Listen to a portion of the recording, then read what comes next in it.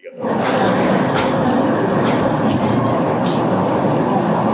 evening, people. In accordance with the provisions of the Open Public Meeting Act, NJSA 10-6, PL 1975, I amend the Asbury Park Board of Education had provided adequate notice to the meeting by sending a notice of time and date and location to the extent known, the agenda meeting to the Asbury Park Press and the New Coaster on January 8th via email. Copies of this notice have been placed at the Administration Building Bulletin Board, District School, Asbury Park Municipal Building, Asbury Park Police Department, and filed with the City Clerk of the Municipality of Asbury Park Department, and within the City Clerk on January 8th, 2024. Our mission statement: Asbury Park School District will provide all students with a comprehensive and progressive education where everyone possesses the skills and character to succeed in a diverse, evolving global society. Roll call. Ms. Glassman?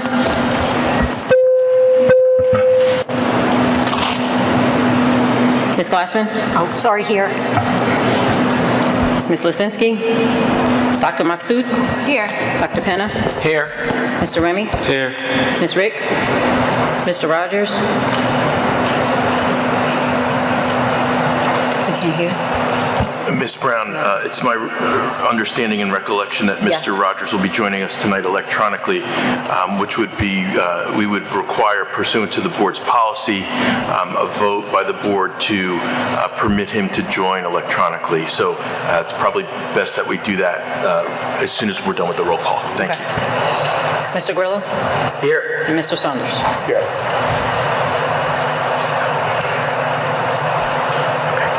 Let's Make a motion. Can I make a motion to allow Mr. Rogers to participate in the meeting electronically? I would second it.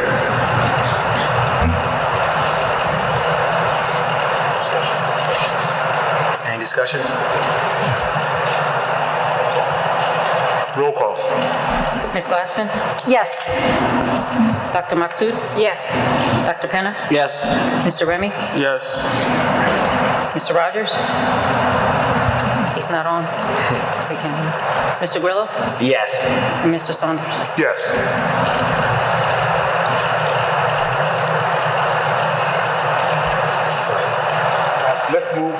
Let's move it, and we can do the flag salute.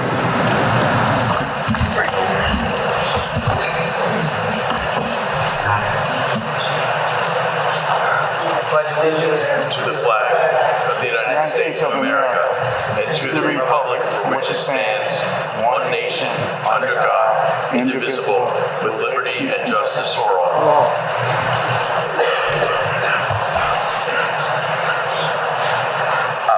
Mr. President, if it pleases the board, I just have a question to ask. Besides Mr. Rogers, are folks going to be able to participate or attend online as well, other than him, like the general public? I just want to make sure the Teams link is up for that. It would be my understanding that that would be the process as far as like it's concerned. And if there's anyone who has any questions about that, I think that should be discussed in a few seconds.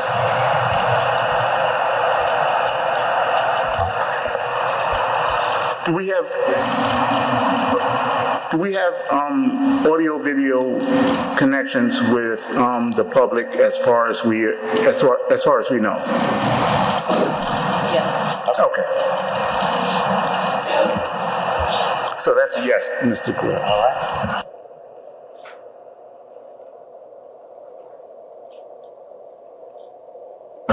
Mr. Jabino?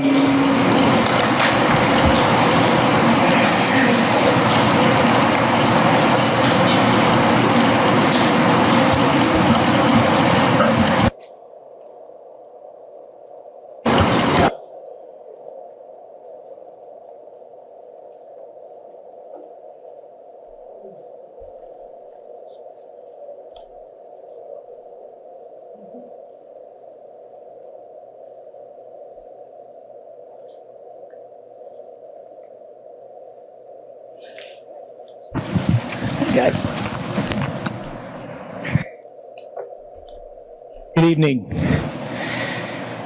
Tonight, I'm going to give you a little presentation about things that have been going on in the district, things that we're working on, and also to talk about why we are where we are with the budget. I know it's a tenuous time right now, and we've been working hard to try to do everything we can to keep the district whole. It took a long time for this district to get to where we are at this point. Okay, it's been going on for years, but here we are. Now we are stuck in the position we are in right now, and I have to try to make it work, which I will make it work. But I also want to reiterate that these are my ideas of what you see tonight. I know it's out there. Some people saying, oh, he's being told what to do. No one tells me what to do. I'm making these decisions.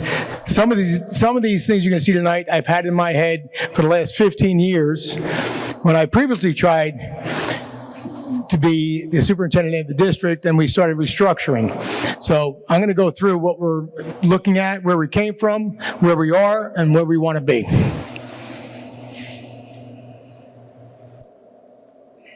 Okay, reflecting on our journey. For years, we've had an inflated central office administration cost. That has always been the case. We have a large district footprint. I mean, we have many buildings. We've become landowners. We have declining enrollment. Over the last 3 years, we lost 500 students. 500 in the last 3 years. We used to receive large amounts of state funding, so we thought we can spend any way we want. With that, our test scores are still low. We still have low test scores. So, looking at the present, well, approximately $8 million total shortfall in state aid. We're not receiving $8 million. We're not receiving 4.1 of that $8 million is staff cuts. We have to cut staff so we can make up for the $4.1 million that we are not getting to fund the district as far as staff is concerned. So we have substantial staff cuts in all areas, Charter school payments are inflated. Yeah, we owe the charter school $11 million, close to $12 million. Okay? Problem with the charter school right now is that they claim they have a certain number of students. We claim they don't. So we take our numbers plus the two other charter schools, we add them together. Then we take the number that College Achieve has, and we add it to those numbers, and that number we get is higher than the census of Asbury Park.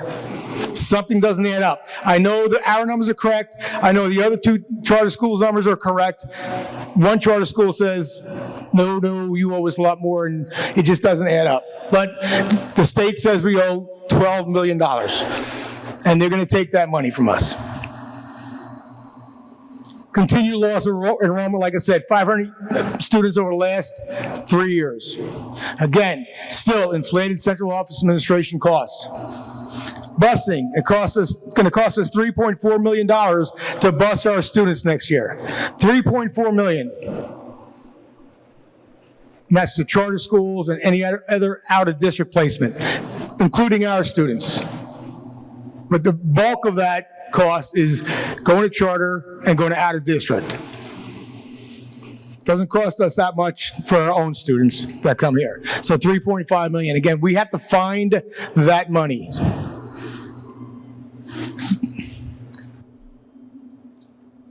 But moving forward, we have to figure out where we're going and how we're going to get there. And it's going to hurt. It's going to hurt. It's not going to be easy. So it's something I read years ago. The Commission recommends that schools be restructured to become genuine learning organizations for both students and teachers, organizations that respect learning, honor teaching, and teacher understanding. We need to restructure. We need to change what we're doing. Why? Well, we do not have the funds anymore to live large like we have in the past. It's not here. So, planning for the future. Well, what I'm looking to do is make a more efficient, cost-effective central office. I'm restructuring central office due to loss of funds. I'm restructuring it. I'm changing it. And I can. Looking to cancel the lease at 910 4th Ave. That's central office. We pay next year $270,000 in rent. This year is $265. Next year is $270, and the year after that, $275. It's a lot of money that we could be using in the district. So I want to get out of there.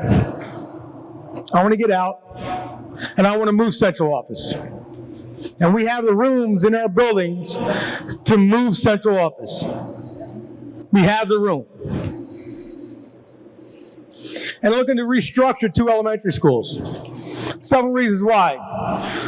Doesn't save staff really, but what it's going to do is it's going to take my entire pre-K population, my entire kindergarten population, first grade and second grade population, and put them in the same building so every teacher knows what the other teachers are doing.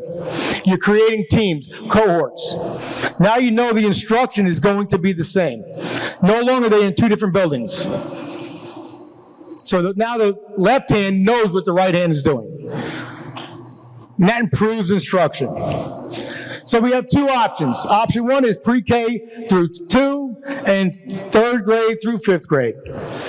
So right now we're looking at one building being a pre-K to 2, another one 3 to 5. Option 2 is pre-K through 3, pre-K to 2, that's a typo, and 3rd grade through 6th grade. So instead of sending the students from 5th grade to 6th grade, they're going to stay in the elementary school, so we have another year of being taught in that building. And then the middle school would be 7-8, high school would be 9 through 12.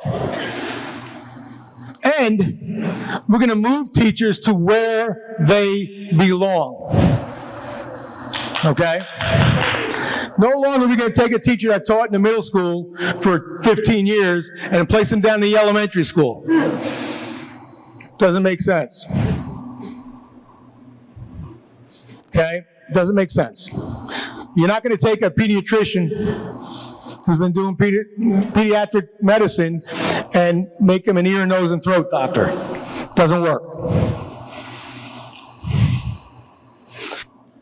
Developing a new transportation plan. We spend a lot of money in transportation. I see $3 million. We're looking to purchase buses. Purchase our own or lease our own buses and train our staff to get their license to drive those buses. So maintenance staff, custodians, they'll drive the buses. They'll drive our kids to where they have to go, both in the morning, in the afternoon, and to events after school, games, meets, whatever it is we need. They'll be driving our own students. No longer are we going to depend on anybody else to do it. It cuts costs. These are the cost-cutting measures we're looking to do. Creation of what we're going to call the WINGS program at the MLK Middle School. We right now send out around 35 students out of district placement at an average cost of $115,000 per student, not including busing. Why are we sending them out? Well, some may have to need that special service. Some we could take back into our building and we could teach our own students. We could teach our own students. And update the 45-day intervention program. Right now it's a computer-based program. Teachers need to give direct instructions to those students that are in 45-day programs. Because you can't expect a student who may have some issues, whether it's grades or just having issues in the school, to sit in front of a computer and then expect them to transition back into a classroom with the teacher. It doesn't work. It doesn't work. We're going to create revenue-generating stream. We're going to create increased grant funding. I have a company coming in that's going to help us with grants. We have one person who writes grants right now. We're going to bring someone to help. There's millions of dollars out there in grants. I also met someone the other day when we had a visit from Andy Kim that said, if you have any federal grants we need, let us know. We're going to help you out with that. So I'm going to reach out. We're going to get those federal grants. I want to become a receiving district. I want to create programs that schools want to send their students to us. Why are we always sending our students out? Send the students to us. Using facilities to generate revenue. We got the Obama School that can be used. We got the track and field that can be used. Baseball fields. We're going to be having tennis courts soon. We can use those to generate funds, bring money into our district. Looking to bring back the CTE programs, engineering, nursing, phlebotomy, the building trades. They're needed. They're needed. We started working, trying to bring back building trades. I was working with Bez Anderson, and we had a program, but they only wanted to work with students 18 years or older, so we had to cancel that, but we're still looking into getting a program that will come in through Monmouth County. Looking to working to sell the maintenance building. We have a piece of property that we can sell and bring maintenance to a building we already have. It's going to save us money. And that building would be behind Barack Obama. We have the space. Okay, we have the facility there that we can be turned into a maintenance building. Okay, possible relocation of ITC, either at the Parent Center or Barack Obama. Again, another building we don't need. We're not landlords. We're going to sell those properties, get them off our backs, and then make our footprint in Asbury Park smaller, closer, so we're all together. Again, repurposing the Barack Obama building. Again, we're looking to move maintenance in there, bring student programs, a community resource center where parents and community can come in, and possible new location for the ITC building.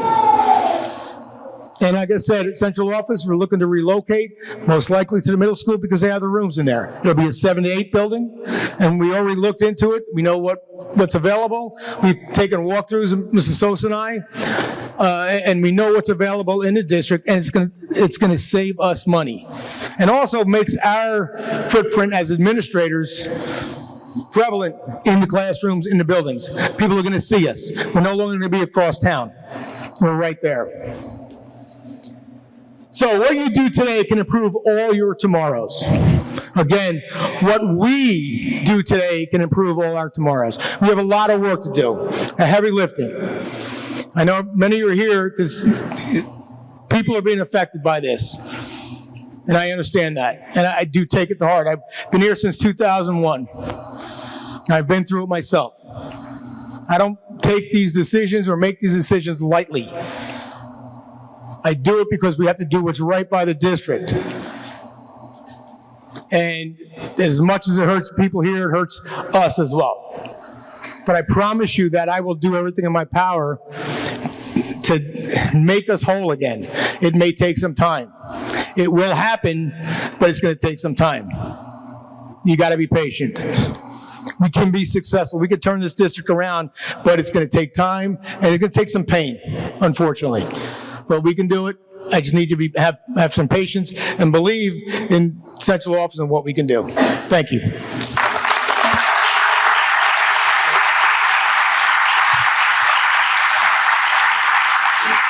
Thank you, Mr. Giardino. I just want to give a shout out to the Finance Committee as far as Ms. Glassman, as well as Mr. Grillo. And I've been in those meetings and I'm saying, like, it's tough.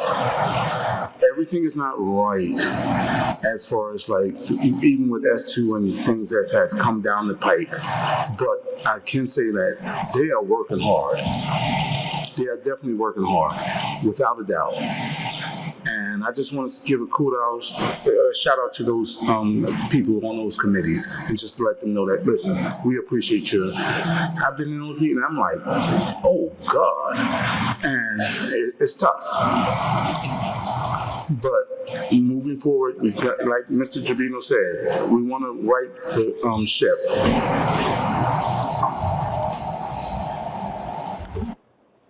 Thanks, guys. Recognition. Excuse me? We're going to do presentations. Yeah. The next thing is on the agenda is as far as like presentations. Let's start with that. Mr. President, one quick thing. I just want folks to know that public participation is coming up, so hold off. We're not ignoring or anything like that. You'll have time to submit questions and give your comments. So.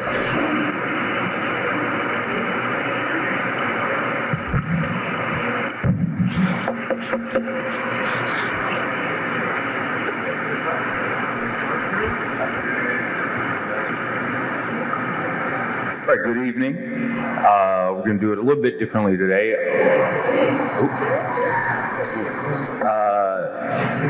All the principals are up here, but we want to individually recognize everyone. So I'd like to start with my student of the month. This young lady is impressive with her grit, her resolve, her intellectual capacity. She has aced every class in all marking periods, is a prime example of what we are capable of, what our students are capable of, and what our staff are able to help cultivate. So I want to recognize an 8th grader in the Dream Scholars Program, Jayla Mozo Rojas. And I'd like her parents to come up as well. Come on, guys. Come on. Come on, Mom and Dad. I don't think Mom and Dad heard you. Do it again. Hey, Mom and Dad. Mom, Dad. Stop, Ma. So this is yours. And this is yours. And we're gonna take a picture.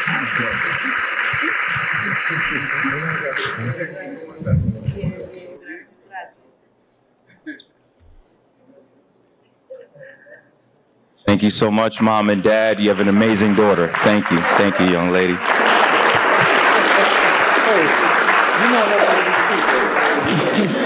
And next for MLK is our staff of the month. She has tirelessly worked with a lot of our students, a lot of our staff. I can count on her to help in the morning. I can count on her to help in the afternoon. She has been nothing but professional, wonderful to work with, and I'm happy that she is a part of our team, Miss Lene Brown Foster.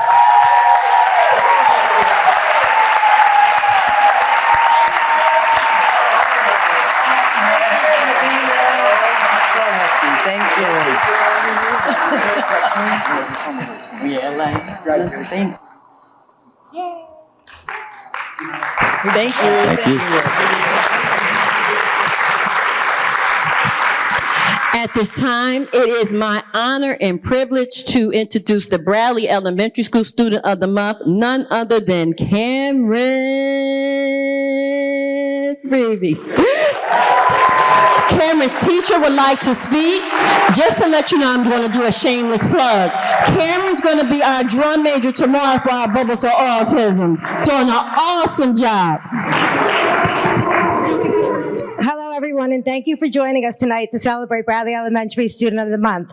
As you are all aware, April is Autism Awareness Month, a month to celebrate neurodiversity. And I would like to highlight some of the growth this little girl has made from September to now. From her communication skills, social skills, independence, following a multi-step direction, answering questions, and many tasks that are essential to everyday life. It is my pleasure to announce Cameron Kai Frieden! And please join us tomorrow for our Bubbles for our event Bubbles for Autism on the soccer field at 1:30. We just have some spirit word for Cameron. If we, Cameron, come on back, baby. Here we go. Yep. And Mom, this is for you. Thank you for blessing us with Cameron. Cameron's out. We'll Photoshop her in. It's cool. At this time, it is an honor and privilege to introduce the Bradley Elementary School Staff Member of the Month. Behind every strong teacher, there's a parent, and me being a parent myself, when I tell you I recognize our parents, Paris rock, Paris rock, Paris rock, Paris rock. None other than Miss Yvonne Zuniga. When I tell you, Another shameless plug, we have our Bubbles for Autism. Ms. Yvonne, her class is the one who won the banner contest, so they will be leading the parade. And if you go out on the side, you will see the butterflies painted by Ms. Yvonne. We love you.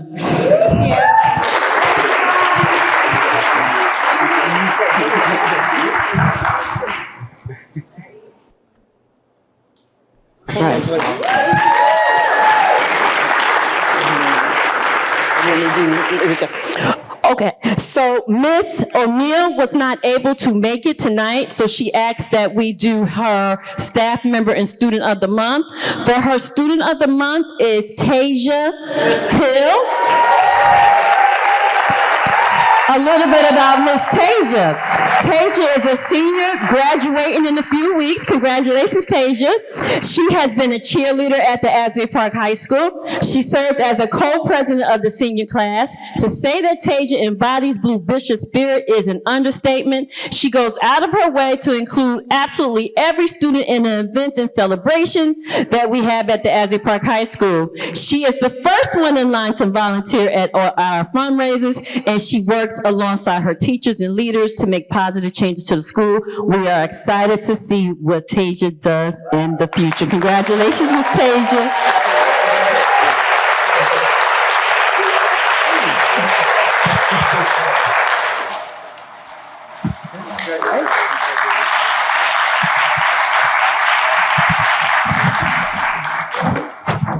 And good evening, everyone. For the Asbury Park High School Staff of the Month, on behalf of Ms. O'Neill and the high school, we'd like to congratulate Mrs. Chrissy Hayes Schneider. Mrs. Schneider is serving in her first year as a high school teacher and has gone above and beyond to build community at APHS for our students.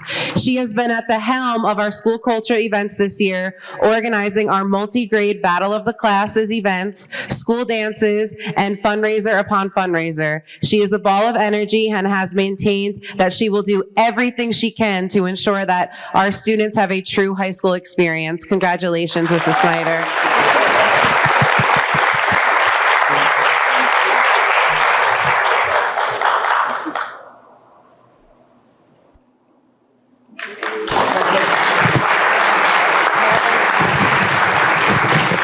I'll do my student first. Yeah, guys.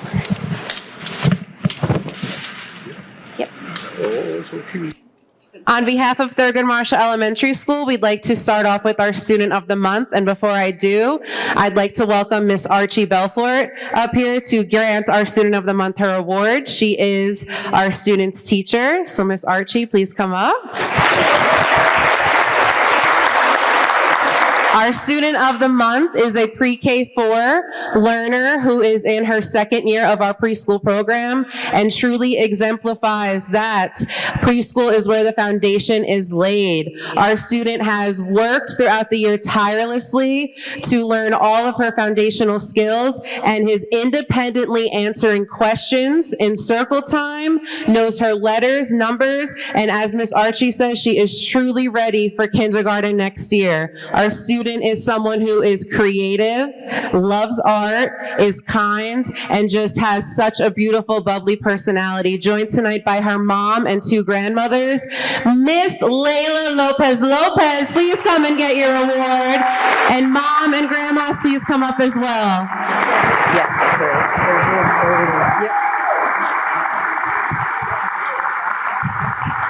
And Miss Layla, in Thurgood fashion, a backpack of so many of your favorite things, sweetheart. We are so proud of you.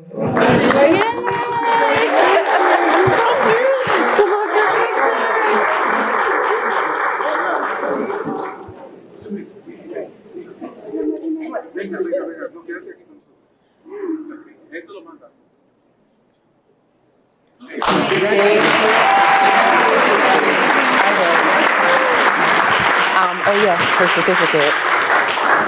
And there you go. Thank you, Miss. And now for the Thurgood Marshall Staff Member of the Month. I am going to read this staff member's nomination by her colleague, Ms. Ferber, and on behalf of our 5th grade team that she works with, which includes Mr. Hamilton, because the words written truly exemplify the wonderful educator that our Staff of the Month is. Ms. Cortez is a dedicated teacher. She always goes above and beyond to meet the needs of her students. Ms. Cortez plans and executes innovative lesson plans to keep her students engaged. No matter what the task is, Ms. Cortez finds a way to make it work. Ms. Cortez always looks for ways to incorporate new strategies and approaches to daily routines and instruction so that all of her students are successful. Ms. Cortez is a team player. It is such a pleasure working with someone who really cares about our students and is willing to do whatever it takes to ensure that all students feel confident and successful in our classroom. Whether she's leading our PBIS team or helping in the hallways or handling business in 5th grade with her team, Ms. Cortez is truly it at Thurgood Marshall. So please come up and rightfully so accept your award. And she is joined tonight by her beautiful family, her wife, son, and daughter. Congratulations, your mother is a wonderful, wonderful person. They should be up here taking photos.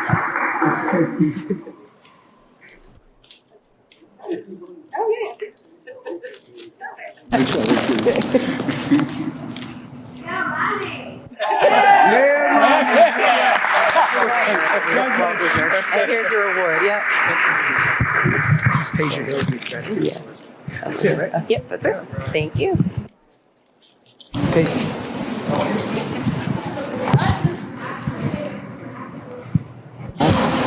I just think that we should give a round of applause to all the award recipients. It's like we get a lot of negative press, but the other piece to it is we have a lot of positive people in our community, and I just want to say, like, listen, this is our home.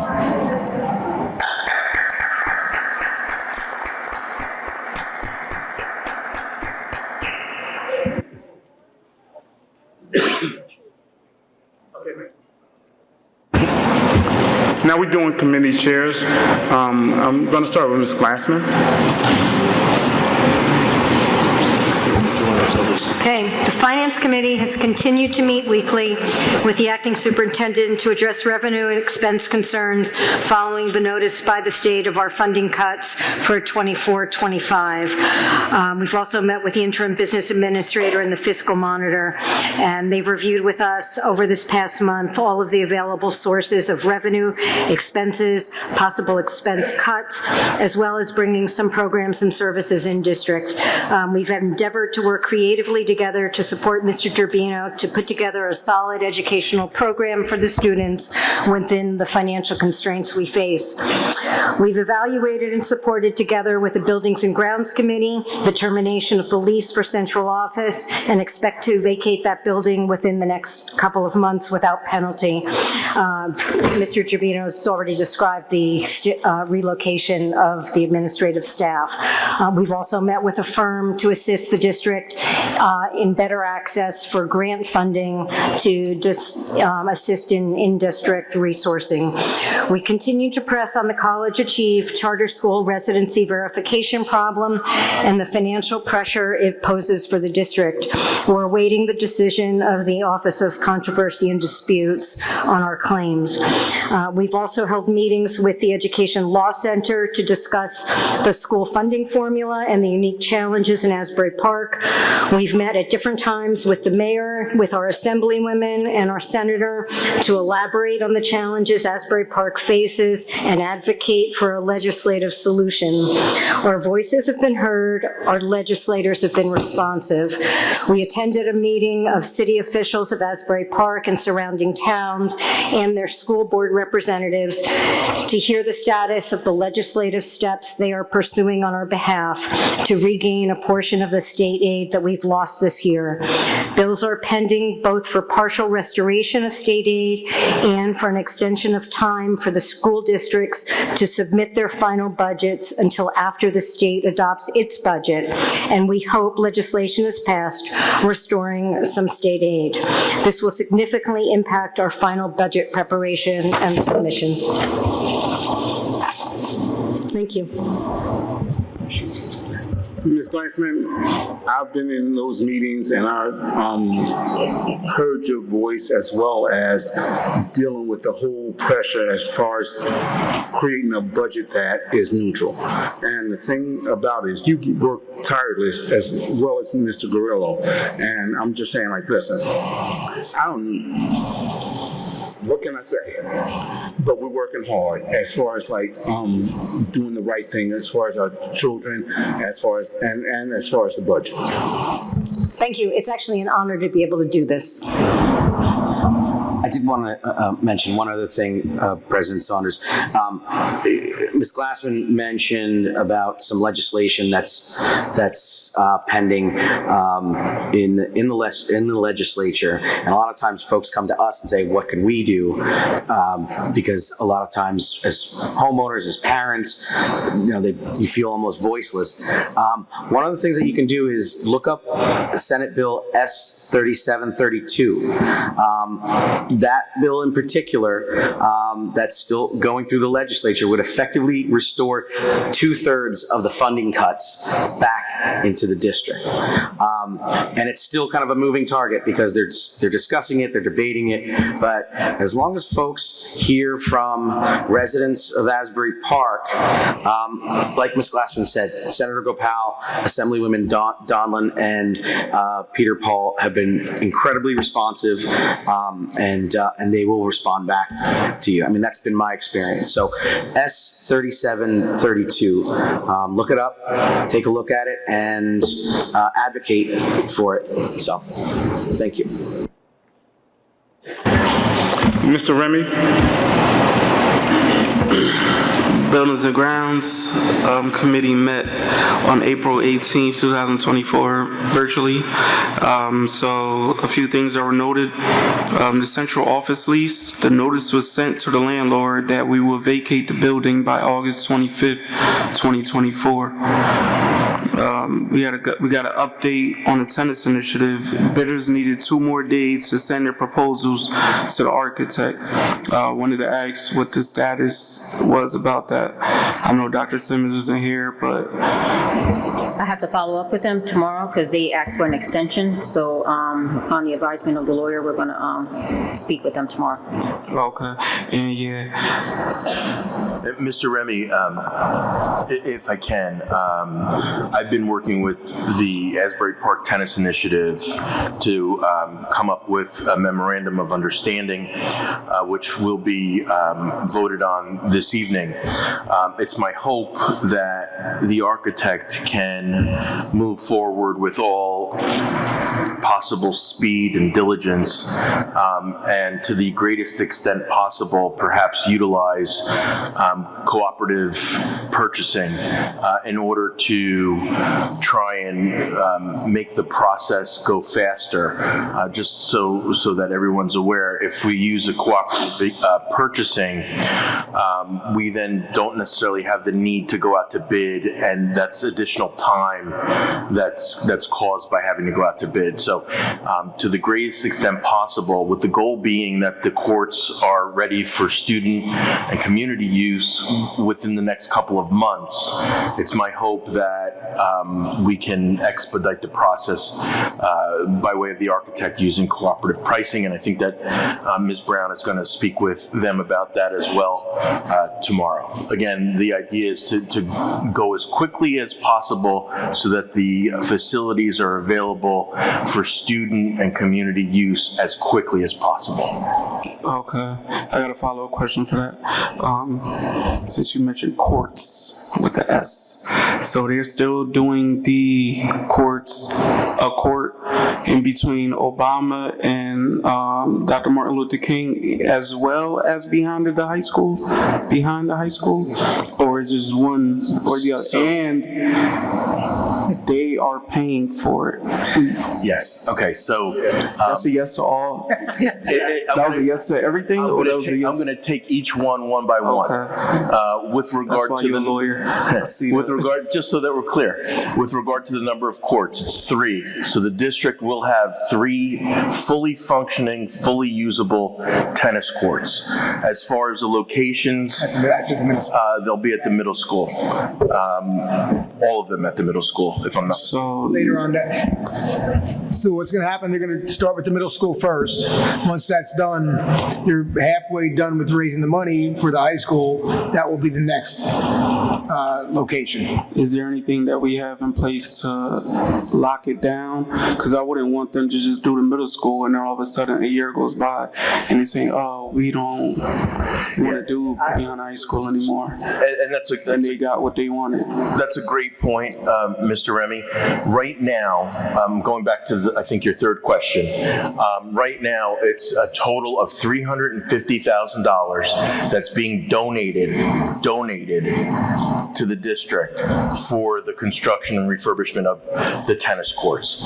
So it will, to answer your question, it will cost the district nothing. And the memorandum of agreement of understanding that you'll vote on tonight will indicate that it's not costing the district anything, and to the extent, God forbid, that the funds are recalled by the group that donated it to us, or the group that donated it to the group that donated it to us, the district will nevertheless not be on the hook for any of those funds.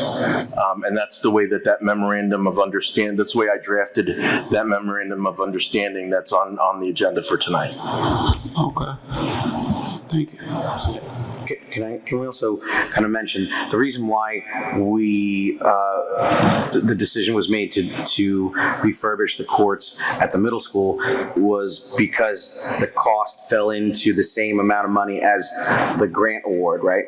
And then we had a meeting where they committed to raising the money necessary to redo the tennis courts at the high school. But the problem is the ones at the high school cost something like what, $2 million, $1 million or $2 million? Yeah, let's say the land and the topography is a little different at the high school, which is going to require additional, I'll call it remediation before it can be utilized for a tennis court. So to be clear to you, Mr. Remy, and everybody in the room, it's the Asbury Park Tennis Initiative's hope that in addition to the $350,000 that they're donating to us, that they can raise additional funds to give to us to work on those high school tennis courts.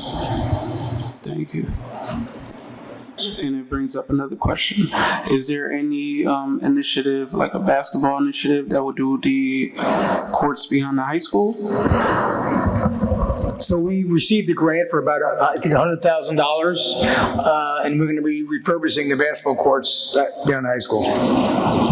Okay. All right, thank you. All right, I'll continue with my agenda. All right.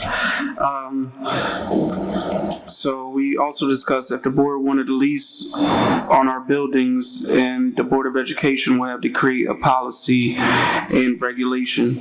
So that conversation basically started when we mentioned Obama. Since it's vacant right now, can we offer a lease to any organization or company that would like to lease it? Just like how you mentioned programs and things like that for the community, to the community, that type of thing we discussed. And we also talked about to help reduce costs in transportation, recommended purchasing 2 small buses to transport preschool, McKinney, Vento, and our athletic runs. And we also discussed the grade configuration, the breakdown of how the 2024-2025 buildings were structured, whether it'll be pre-K to 2, 3 to 5, 6 to 8, 9 to 12. You discussed that earlier. And I got another question. Are we accepting the donation from the Little League? Yes, that's on the agenda for tonight. All right, thank you. That concludes my report.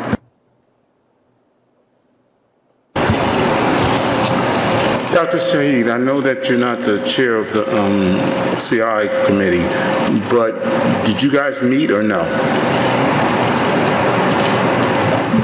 For the curriculum? Yes. Yes. Oh, do you have anything to report or no? No. Okay. You know what, Mr. Ruiz can report on. Dr. Reyes, you want to? Sure, I can highlight a few things. So basically, we have a couple of items I thought it would be nice to highlight. Obviously, looking for more grant money to help refurbish the baseball field, so we're putting in an application for that.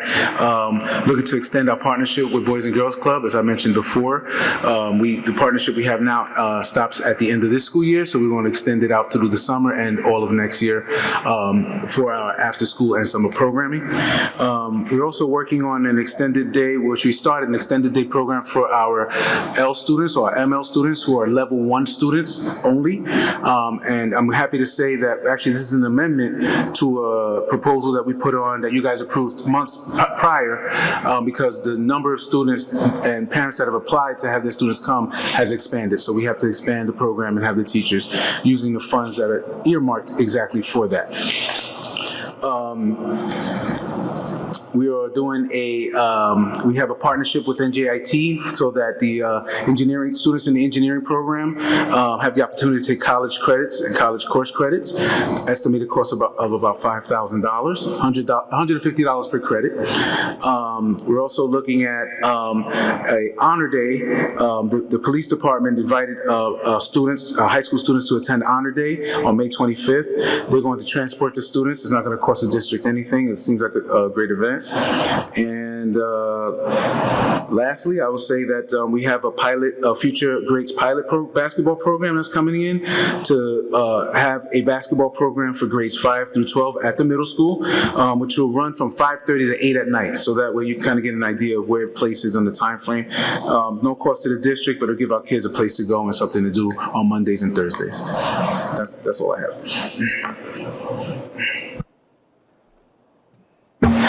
Mr. Ruiz, thank you for that. I just wanted to, since we're talking about curriculum, I wanted to let folks know about a fantastic school trip that the Dream Academy kids took from 9th grade. I believe it was 9th grade.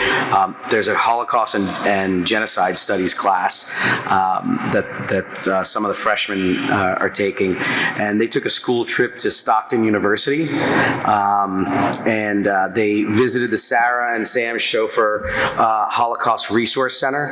They met with different academics who have been involved in making sure that anti-Semitism there's no place for it anywhere. And the kids really, I'm being kind of selfish because my daughter was in the class, so she reported back she was all excited about it. But from what I heard, the kids had such a powerful experience there, and I just want to thank you and the curriculum staff for having this kind of important work, rigorous work for our freshman high school kids. So thank you for that.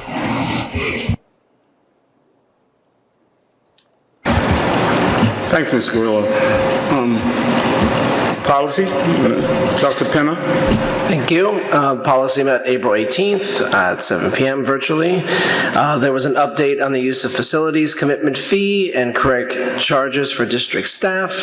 There was no comments for any of us on the second reading, and it's up for board approval. Thanks.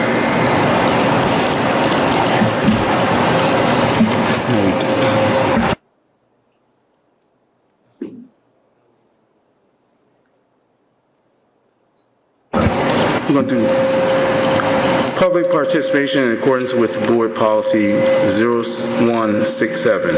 In accordance with Board Policy 0167, the Asbury Park Board of Education recognizes the value of the public commitment on educational issues and other matters of importance, and provides members of the public with the opportunity to express themselves on school matters of the community interest. The public comment portions of the meeting is not a question and answer session, and all public comments shall be directed to the board president or the proceeding officer of the meeting. Members of the public who wish to make public comments must be recognized by their presiding officer and provide his or her name and municipality of residence and group affiliation if applicable. All public comments shall be directed to the presiding officer and are limited to 3 minutes in duration. Members of the public who do not follow the foregoing rules and or interfere with the ordinary operation of the board may be removed. Public comments.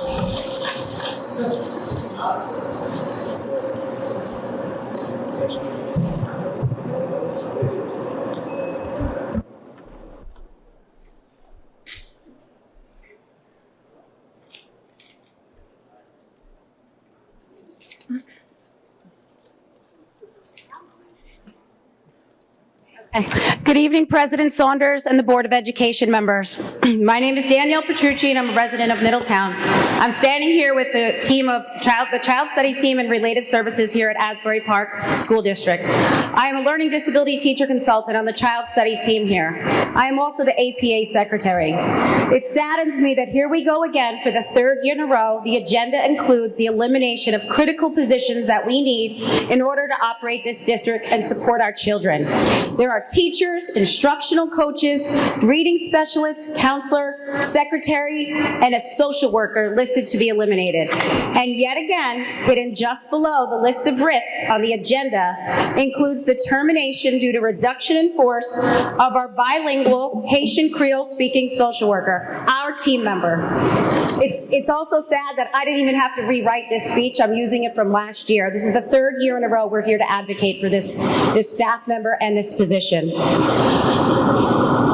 This is not only just a number that you see on the agenda. Her name is Cassandra Marshall. Please refer to item 2C with her employee number. I want to remind everyone that Cassandra Marshall is not only just a social worker, she's our only Haitian Creole speaking Child Study Team member. We rely on her. Our families rely on her. She's on the crisis response team. She's an INRS team member, a member of the suicide response team, an Asbury Park native, and an employee from our district for over 21 years. She has been the person parents trust and rely on for their well-being and academic support through the years.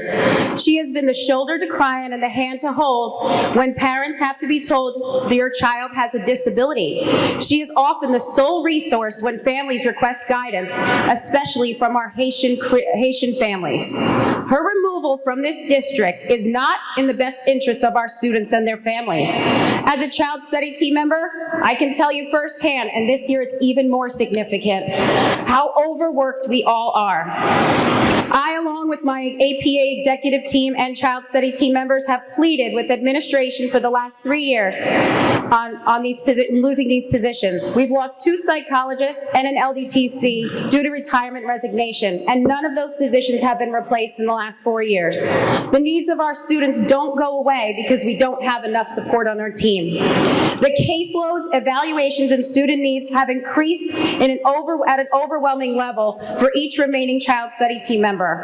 The loss of Ms. Marshall would be catastrophic to the Child Study Team and directly impact the support of our students with disabilities. The number of children coming into our district through early intervention continues. These are our babies born in 2020, 2021 who could not receive services. We're still addressing the mental health issues and learning loss. The increase is evident for the last 4 years, and we warned you that this issue would increase. Sorry, your time is up. Thank you.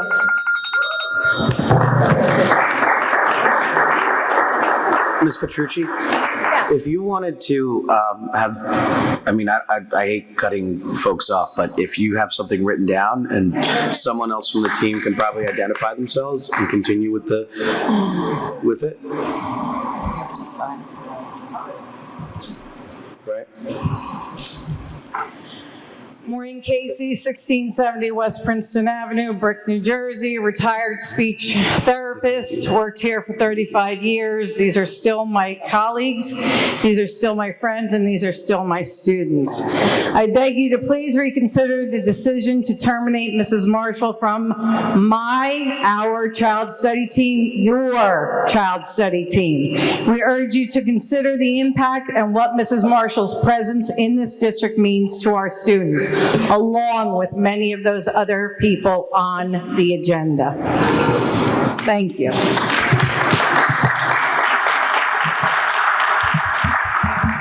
Okay.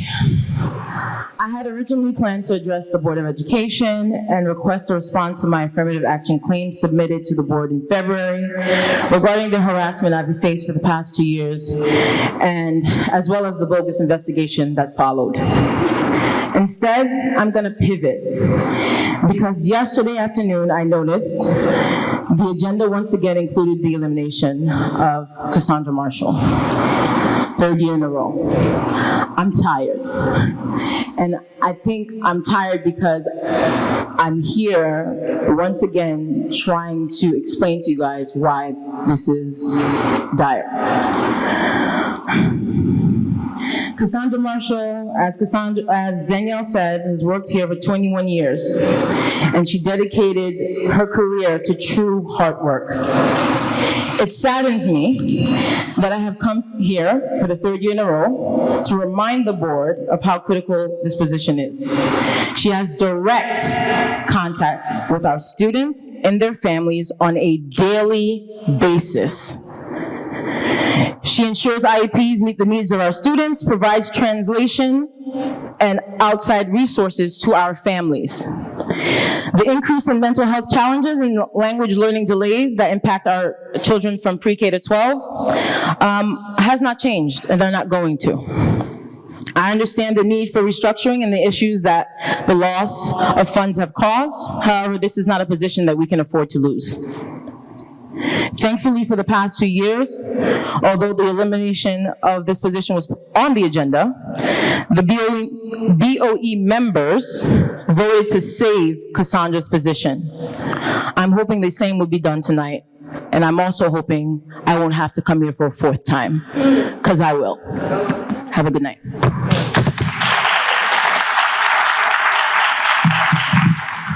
Good evening, everyone. My name is Sean Hamilton. I'm a 25-year classroom teacher here in Asbury Park, currently teaching 5th grade math and science. I reside at 84 Creek Road in Keensburg. And I hope you don't mind, I'm going to read because usually I just ramble on, but I need to collect my thoughts. The Asbury Park School District has gone through a significant change in the past 2 months. The association leadership, and I am the treasurer of the APEA, understands the significance and serious budget cuts that are looming this evening.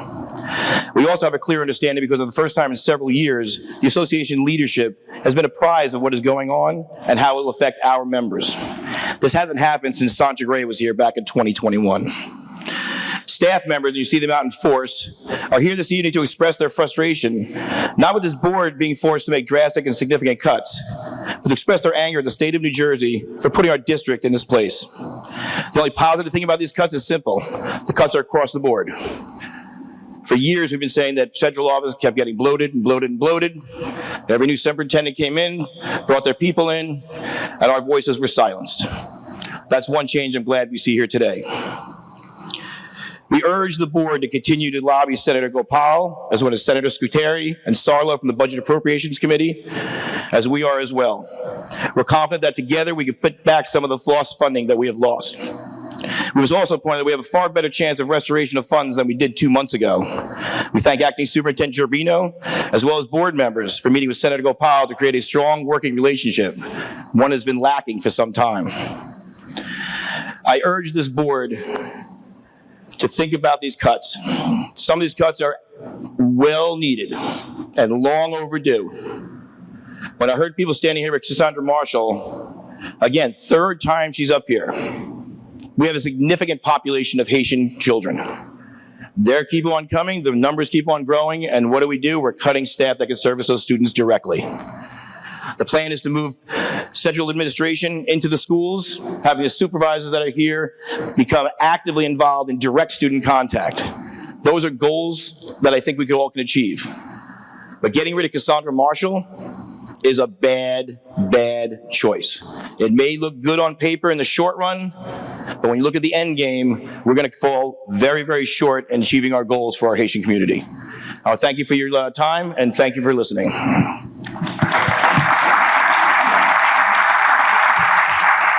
Hi, everyone. I'm Dot Ellison. I'm the school psychologist at the high school. I have for many years been shared at Thurgood Marshall.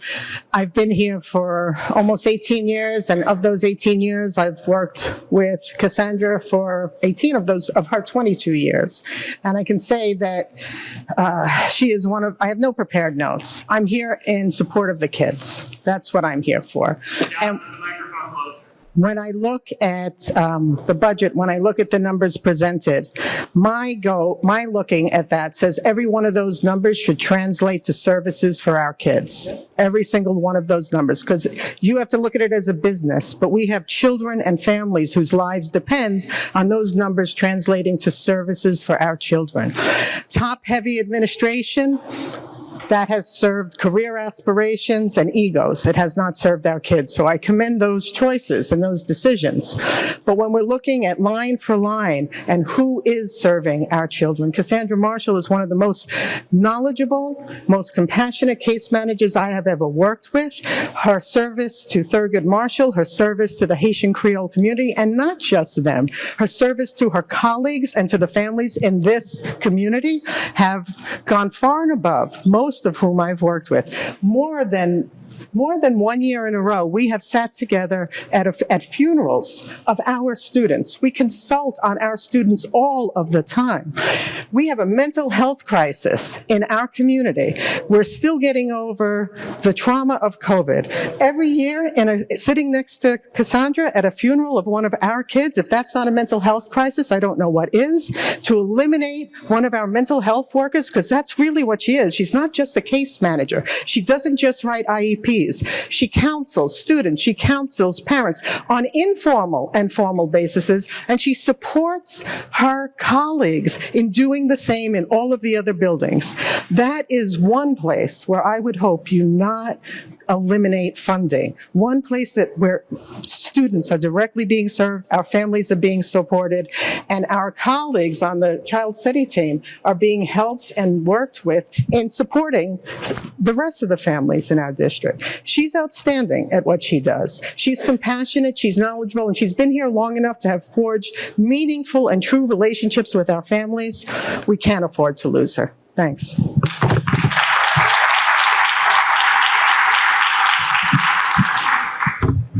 Hi, everybody. I'm Liz Homer. I live in West Long Branch. I am a paraprofessional in a second and third grade LLD class in Thurgood Marshall. I'm also here to speak for Cassandra Marshall, advocating for her. She is our students' case manager. Most of my students, she's the case manager for. She is so much more than a case manager.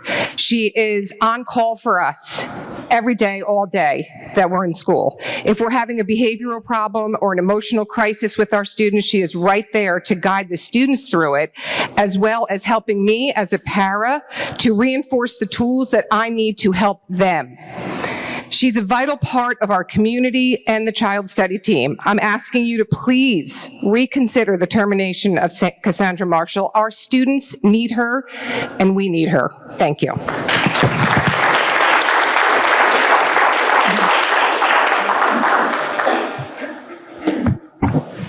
Good evening, Asbury Park Board of Education. My name is Nancy Phillips, and I'm actually homeless. I don't even have an address, but I'm here because I like to support my hood. I was listening to the board speak, and I was kind of confused when y'all mentioned the Barack Obama school, only because the last time I heard the word Barack Obama, it was linked to has asbestos. It was linked to the building is filled with asbestos, and that it's so much asbestos in that building that they can't even tear it down. That is the reason why that Obama school is still standing, unless y'all cleared it out for asbestos. I don't know. The reason why y'all don't have funding because every time the state give y'all money, y'all rob the community. It's all over the paper. Also, I would like to speak about, I noticed y'all worried about sports, the tennis field, instead of actually worrying about computers and ACs and stuff like that that's actually going to benefit the children. The reason why the student enrollment is low, because y'all cannot pass basic skills. Who want to send their child to a school who cannot pass basic skills? And the reason why the attendance is low is because all the kids are getting kicked out and people are moving into Asbury Park, buying up $1 million condos. So if the kids are getting evicted because the rich people want to kick them out and buy condos, what do you expect? Of course the attendance is going to be low. And also, like I said, I follow Asbury. I have one important question. What happened to the Asbury Neptune Thanksgiving football game? Why has that game been canceled? That's all that I'm asking, because a lot of families have looked forward to going to the games on Thanksgiving, and it's not fair that Asbury and Neptune can't play on Thanksgiving, or Long Branch or Red Bank, but all the other white schools can. It kind of looked racist, but on that note, can y'all please try to put the Asbury Neptune Thanksgiving game back, because us parents and family and students look forward to it. Thank you. Hi, I have never done this before. My name is Colin Vido. I'm a bilingual ESL Haitian Creole.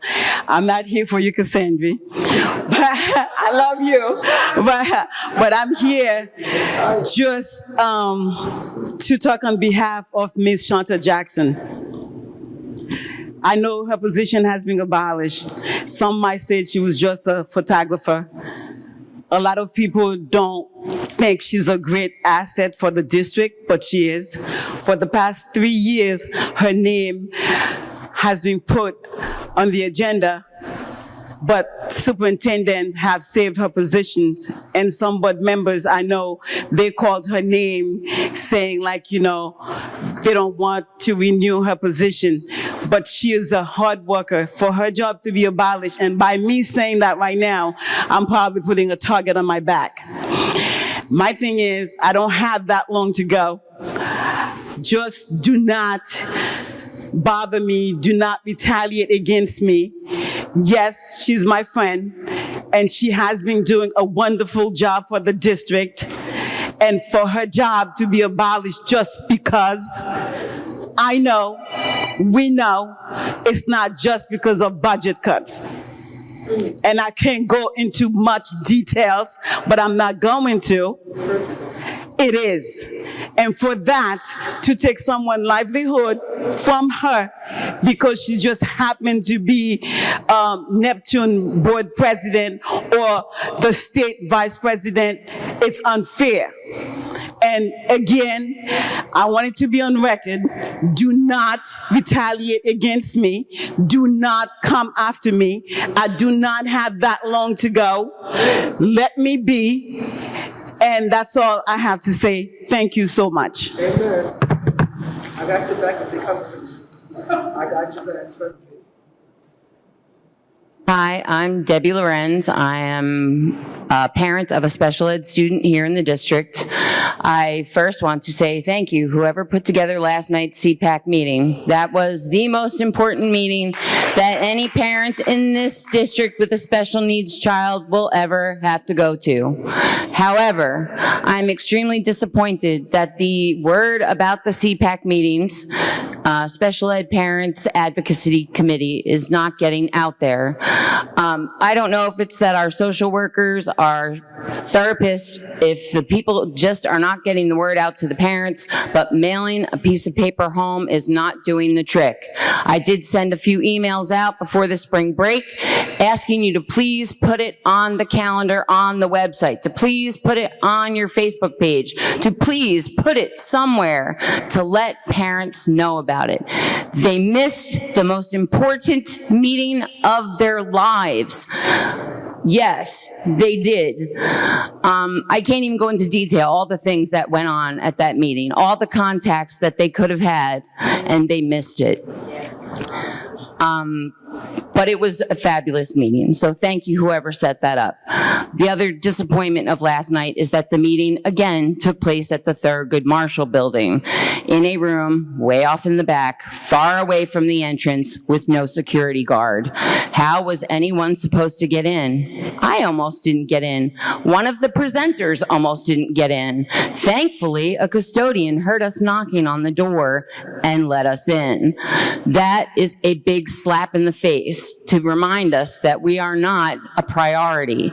That is upsetting to me. So that needs to change. If you're going to let us have a CPAC meeting somewhere in the district, then we need to be a priority. Somebody needs to let us in the building because that was horrible. That was the second time that that has happened for a CPAC meeting. Also, I just wanted to express my deepest concern with all that you guys have got going on with all of your movement. I am very concerned about the life skills program. Now, I don't know if you know Mr. Giovino, but I went to more Board of Ed meetings in the past year than I have ever been into in my life because the life skills program just fell to the wayside. What is life skills, you ask? That's cooking, cleaning, learning to do laundry for our special ed population at high school age. My son needs life skills. He is not going to be an astronaut. I have come to that deep realization, as much as I would love for him to be, computer programmer or something fabulous. He's going to be who he is, and he needs to know how to do his laundry because I'm not doing it for the rest of his life. He needs to know how to cook. He's doing well so far, but there's still some burnt things happening. But it's my understanding that the life skills program is still not completed at the high school. Sorry, Those rooms need to get done.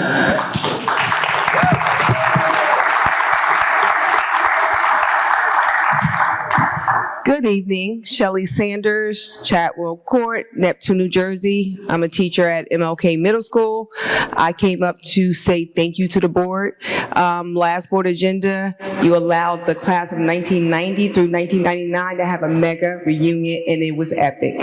People were so happy to come back to Asbury Park High School to be able to see the building. We had an old-fashioned homecoming dance, and it was amazing. So I want to say thank you for all the Asbury Park alumni.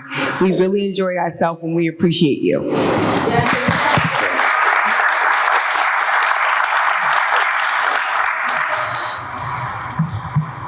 Good evening. My name is Zena Salmon. I reside at 1101 Bangs Avenue, and I'm also the district-wide PTO coordinator. And I just have a question for the president. I did hand you a policy earlier before you first came in. The policy number is 0171, and this policy is duties for the Board of Education president.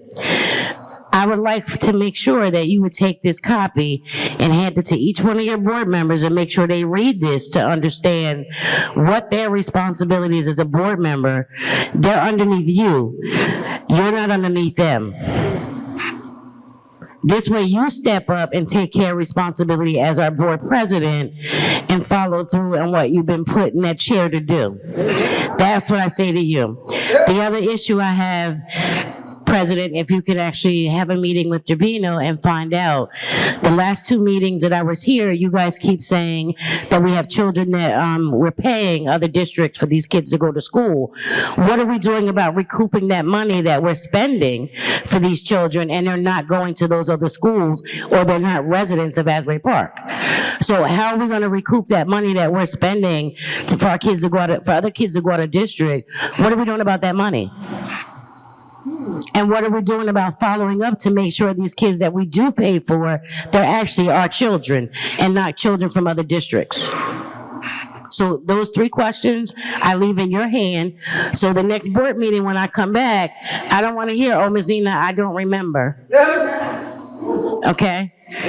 So I'm holding you responsible from this day forward as our board president to say, you guys are asking people to stand at this podium and address their questions and concerns to you as the president. So I'm gonna make sure that whatever questions that I bring and most of anybody else that brings up here, since they're addressed to you, I'm asking you to please follow through on them. Can you do that? So I'll wait until, I'm not gonna hound you, but I will wait until the next board meeting to see if these issues have been corrected, or if there's any solution that we need to bring out to the community and say, hey, even though we're saying we have an $8 million deficit, we still have children that we're paying for it that we shouldn't. Sorry, your time is up. Just to answer one of those questions about verification, we had the Parent Center open for 4 days from 8 to 7 at night for parents to come in. We did verify 2/3 of the students that came in that belong here. We are currently in the process of contacting the charter school, setting up a visit where we can go there and verify our students. It's going to be up to the charter school whether they let us in or not, but I've been talking to the county superintendent electricians and the state, and actually the assistant commissioner of education about going to the charter school, setting up residency until we can verify everybody. But we got to get permission from them to enter their facility. But we're working on that. Thank you. I appreciate your partial answer, but I still will follow up with the board president for the rest of my answers. I appreciate that.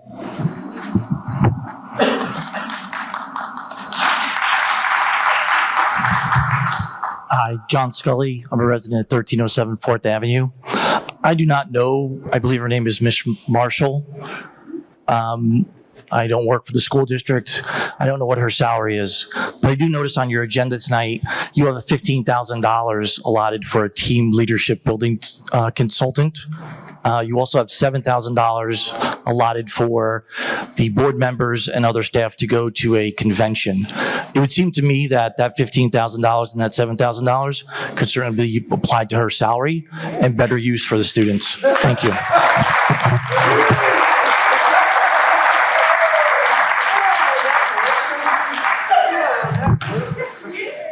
Good evening. My name is Arva Council. My address is 302 3rd Avenue, Asbury Park, New Jersey. This is my 3rd year standing here for the same issue. Ms. Cassandra Marshall. She's don't let her go. I'm nervous, sorry. Don't let her go, because if you do, it will hurt the district. And I said this 2 years ago. You could call her anytime she's there. When my mom passed away 2 years ago, she was the first person I called because she was my son's case manager. And social work, especially with kids that has ADHD, autism, is very important. You should not let her go. And Mr. Javino, thank you. And I'll tell you thank you why later. Good night.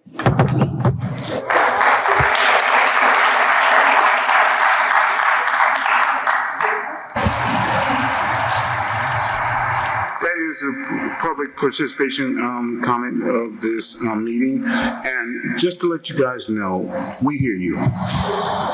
I see raw emotions and things of that nature, as far as just like people who have real thoughts as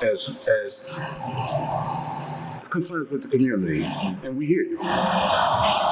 Now, is it going to be changed overnight? No. But the thing that we can honestly say is that we will try. You got 9 members of this board that are trying to do their best, and it's tough. Whether budgetary cuts or anything that is going to disenfranchise our community is hard. We hear you.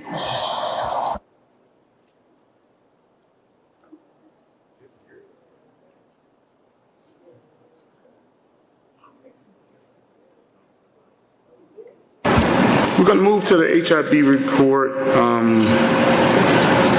next. Who just said it used to be supposed to be HIB report. HIB report.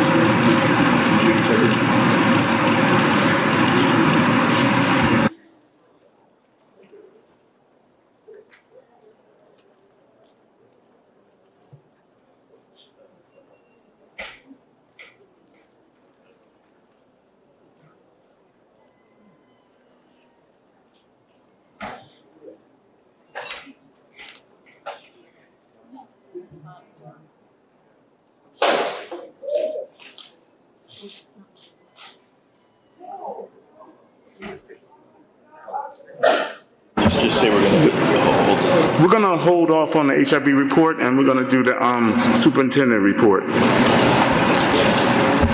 Mr. Wells? I'm sorry. You just gave Mr. Ruiz quite a big promotion. I gave my report at the beginning. And so we skip to the state monitoring report.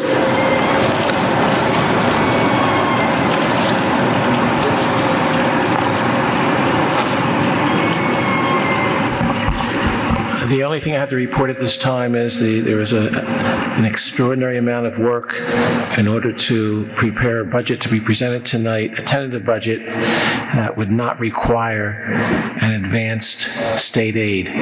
So that I congratulate the district for being able to do that.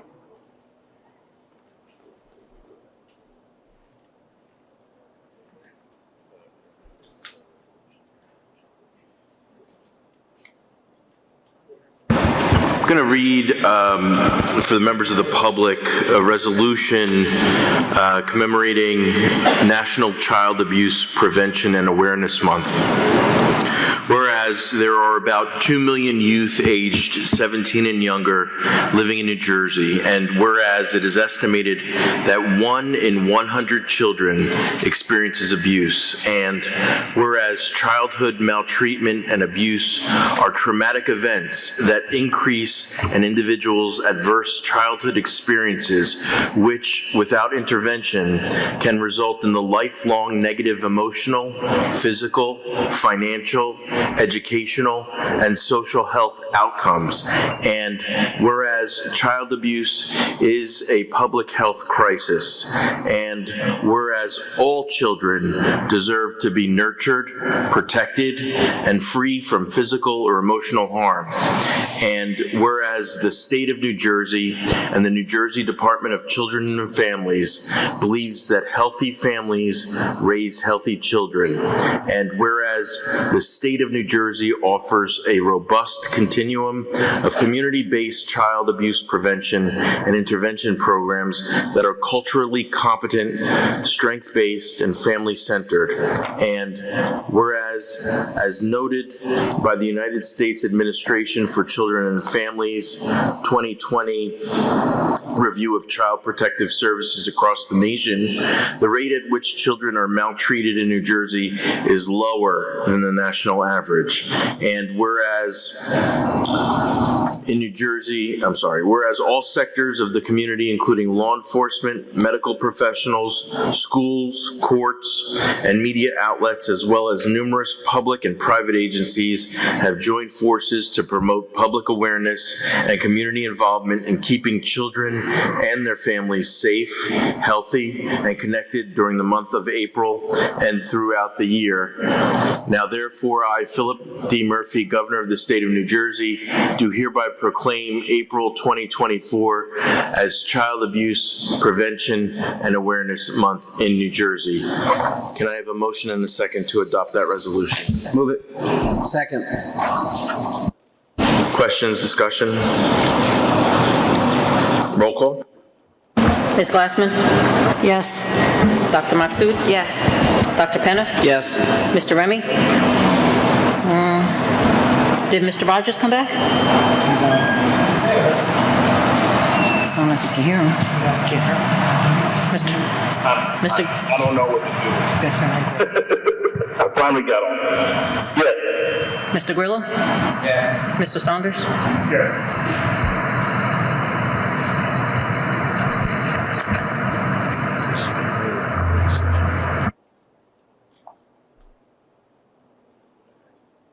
I have a motion for acceptance of minutes, A3, number 14. Move it. Second.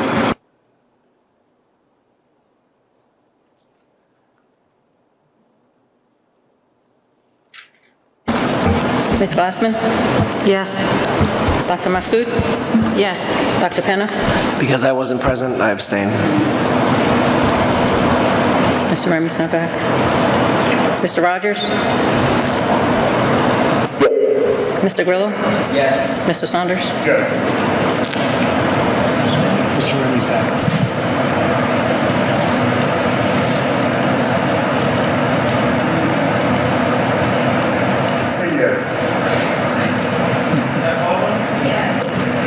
motion to approve the acceptance of minutes. To accept the minutes? Les? Yes. Thank you.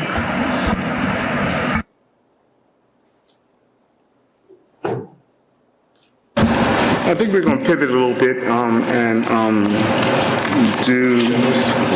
Yeah. Do a consent agenda because we will have extensive executive session. So therefore,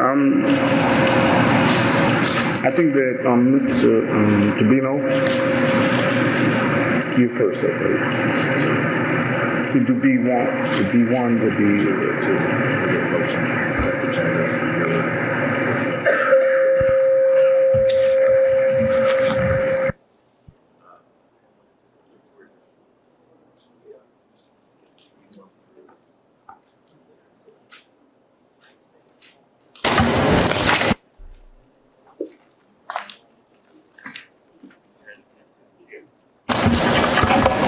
Can I have a motion for consent of agenda from B1 to B10? Move it. Second. Questions, discussions?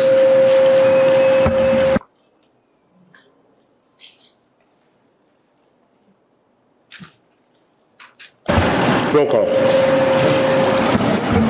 Ms. Glassman?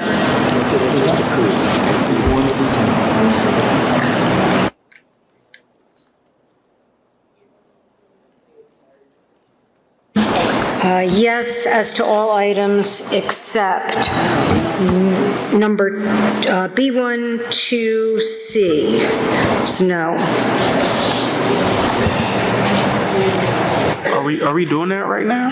We're doing it right now. We're doing it right now because just to let you know, because we're gonna have a closed exec, and it's gonna. So why don't we go to close exec before we vote on this first?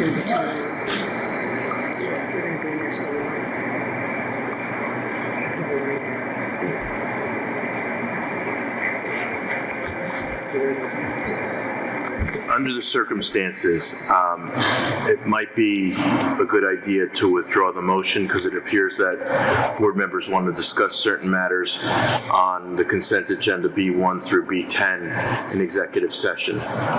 So if that's the concern, I would recommend then that the motion be withdrawn so that there could be a fulsome discussion in executive session on any items that board members wish to discuss.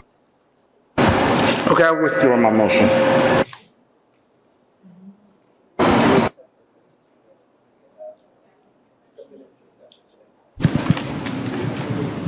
Can we get the minutes accepted, the rest of them, and then go to executive session?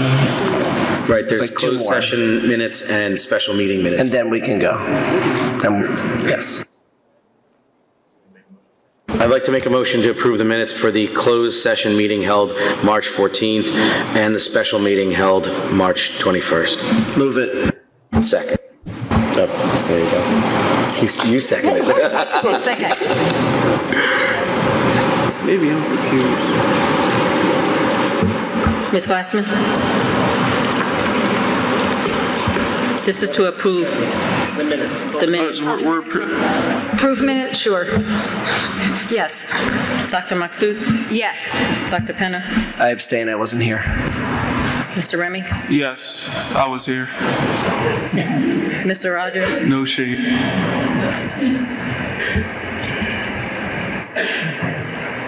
Mr. Grillo? Yes. Mr. Saunders?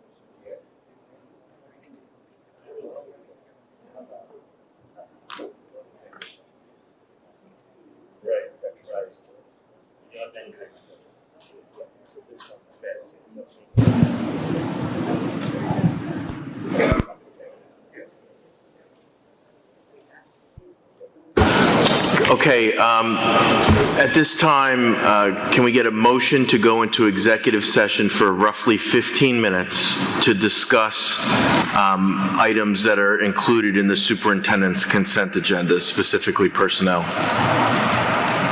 I'll make a motion to go into executive session. I'll second it. Whatever. Discussion? All in favor? Aye. Aye.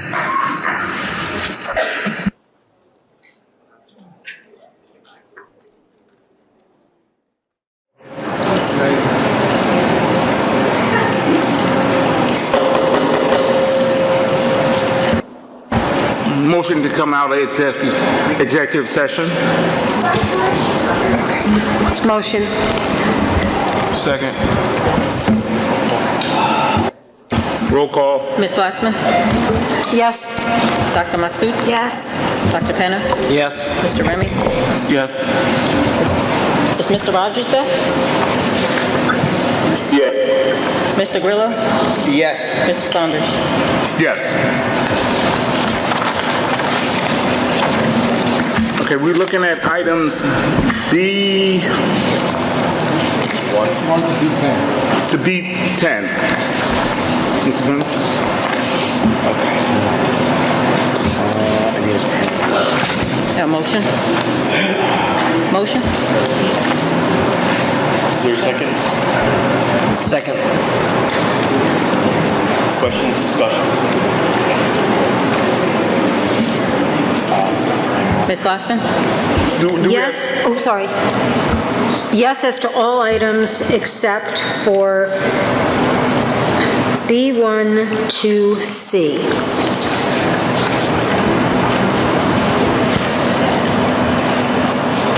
Dr. Maksud? Yes to everything except B1, 2C, and also tabling B5, 7. What do you mean table?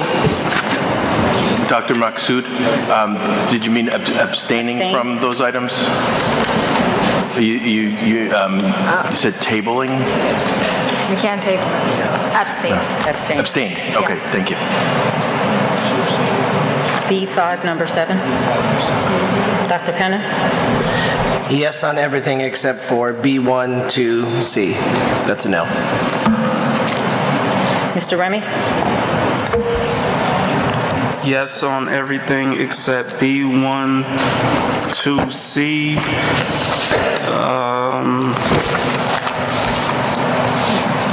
B1 1B. And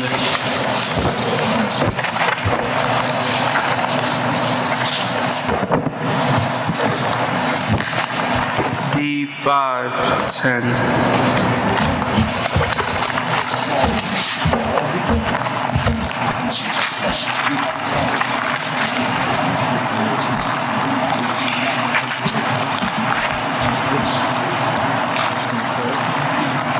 So I have B1, 2C, B1, 1B, and B5, 10. Yes. Mr. Rogers?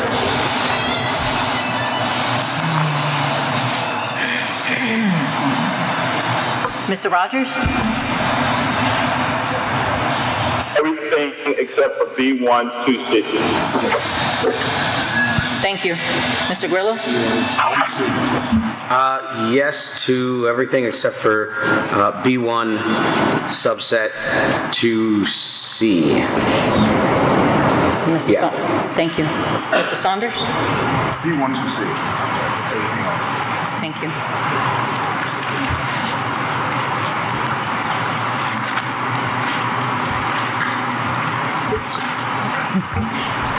Everything passed except for B1, 2C.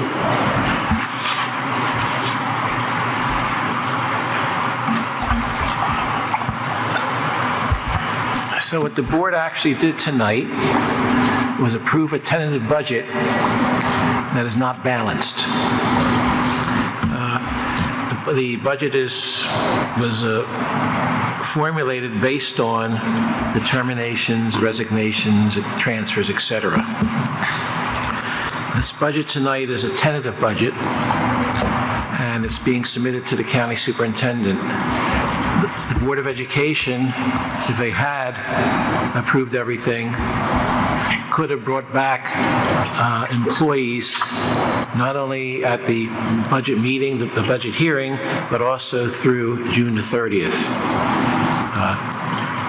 So by my authority of state monitor under Title 18A:7A-55, I am overriding the board for page B1, 2C, and I am approving the termination of employment effective June 30th, 2024 of employee ID number 43201805, social worker, due to the reduction in force in accordance with the applicable NJ statutes and rules.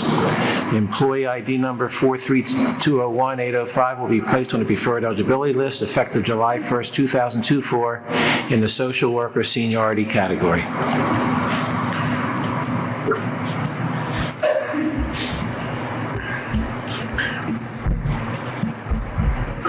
Again, but I just wanted to make clear, this is a tentative budget, and we've got a few more weeks until the final budget is submitted. That means that there's legislation that can be passed or not passed. There could be different financial lifelines that may happen. There may be even changes in the current staff in terms of retirements or whatever else. So this isn't the final chapter, right? Essentially. Yeah, Mr. Grillo, it's my understanding that since this is a tentative budget, the board still has the ability up through, is it June? To sharpen pencils and try and find the funding to balance the budget to the extent that the board would like to move forward with the action that it took tonight, which was overridden. So in English, that means all is not lost. There's still an opportunity to find the funding to support the position that was cut this evening. And I'm sure that the administration will take all undertake all diligent efforts to try and ensure that the will of the board is recognized because it still has time and the opportunity to do so. Well, not just that, but also other positions that, we feel like, look, we're kind of forced to make these ridiculous cuts, and there may be a reprieve and a lifeline to some of those other positions, because I know Mr. Remy had a couple no's as well. So it may change some of our votes as well. So I just want to make sure that was clear to the public. And am I available to speak? Yes, Mr. Rogers, go ahead.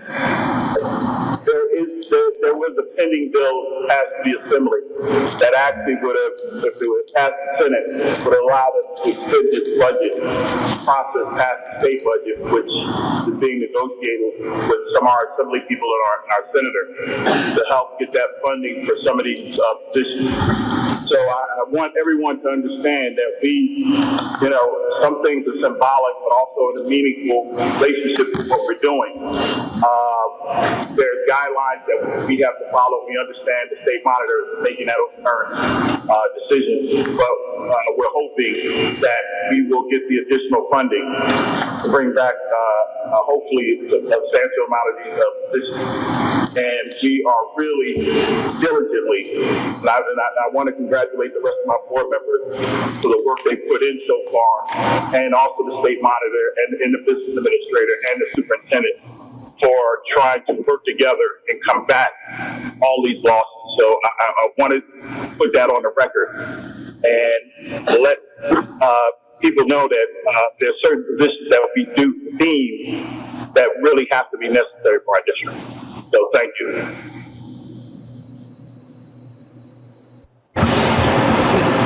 The thing that I'm looking at is, I know that this is a tentative budget.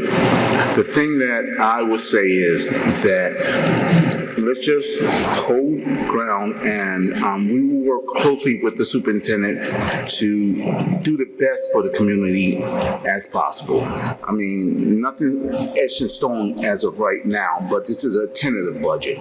Just keep that in mind. Yeah, I was just going to say, if I'm not mistaken, your first couple of sentences in your statement stated that we can bring them back. Or did I hear that wrong? I think that... Oh, so I heard it right. Thank you. How can you put it?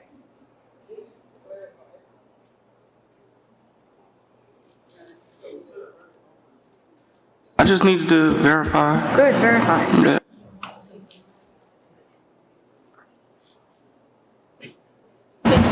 Yeah, the way it works, if we receive the funding, anybody on a RIF list will be brought back as far as seniority is concerned.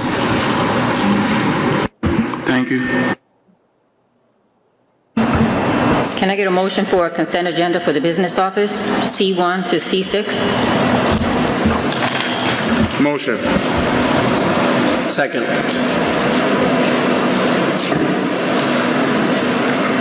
Ms. Glassman?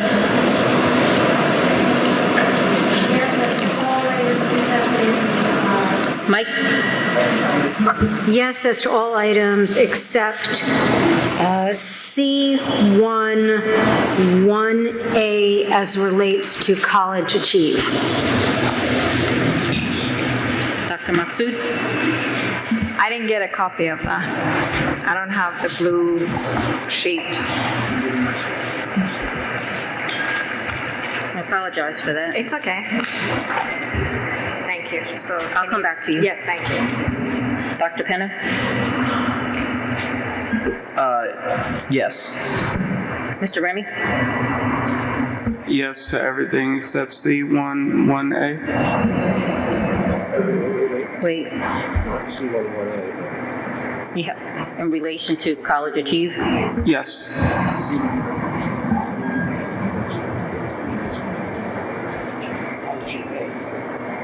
Mr. Rogers? Yes, everything C1.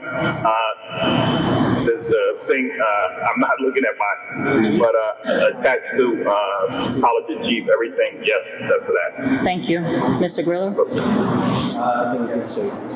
Yes to everything except for any C11A, any payment to College Achieve Asbury Park, and no to C36 annual workshop.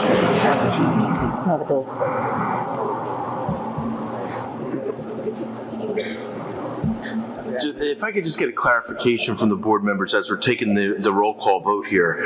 Those board members who are voting in the no on C1A on page C1, is it that you're voting no as it relates to any payments to College Achieve? Yes. Or do you mean the entire bill list? No, we're saying college, well, at least the people that take. No, it's only College Achieve. Mr. Remy? Yeah, it's a College Achieve. Okay, thank you. Thank you. Bill me later. I'm ready for my vote. Thank you, Dr. Maksud. It will be a no to C1, 1A, and no to C3, 6. Thank you. Mr. Saunders? With my team, C1A, no. College, right? Yes, College. And Dr. Maksud, yours, the no on C11A was only for College Achieve? College. Yes, Thank sir. you. And no to C3, number 6. Yes. Thank you.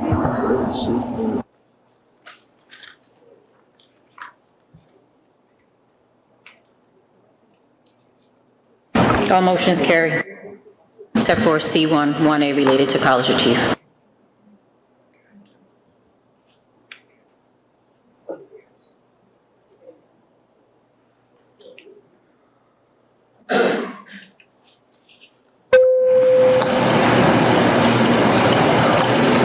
I think that at this point, we need to go back into executive session to discuss in business manner. We will be making council decision, am I correct? Yeah, we will not be taking formal action in exec. No formal action will be taken in exec. Need a motion in a second. Make a motion to go into executive session. And how long is it? Are we going to probably be there for? About an hour? Okay. I need a second. It's an hour, folks. Second.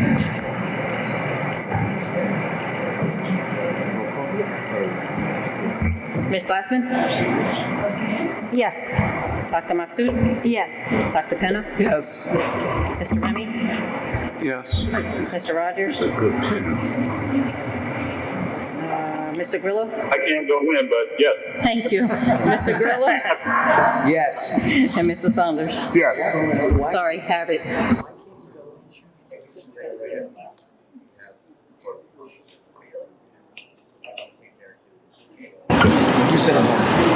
Ladies and gentlemen, the board's going to go into private executive session for about an hour. The board will be discussing personnel matters, anticipated litigation, pending litigation, and receiving attorney-client advice. The board will not be taking any formal action in executive session. The board will return to public session in about an hour, at which time the board will most likely just adjourn. However, the members of the public are certainly welcome to remain in here until the board returns to public sessions. Thank you.